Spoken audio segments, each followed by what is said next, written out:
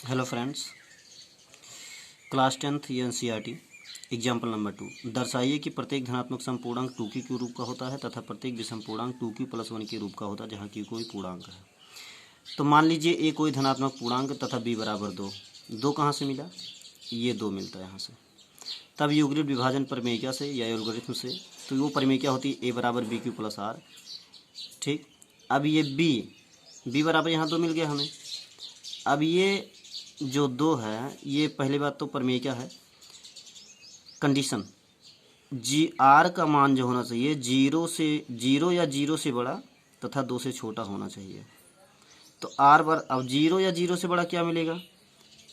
0 1 2 3 4, लेकिन 2 से छोटा भी होना चाहिए। तो क्या मिलेगा? 0 और 1। तो आर बराबर 0, 1 रखने पर तो ए बराबर क्या है? BQ + r।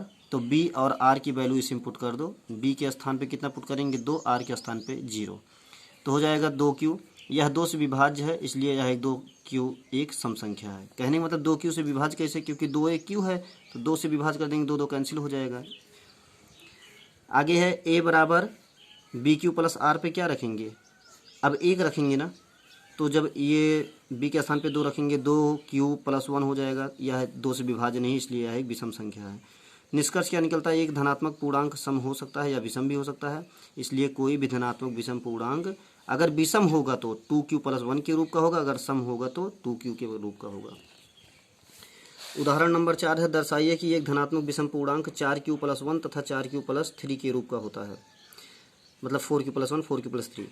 माना ए कोई धनात्मक विषम पूर्णांक, क्योंकि कहा ना एक धनात्मक विषम पूर्णांक, तो माना ए कोई धनात्मक विषम पूर्णांक है तो b बराबर 4, ये b = 4 बोला। तब यूक्लिड विभाजन प्रमेय क्या कहती है? a बराबर BQ + r। कंडीशन क्या है हमारी?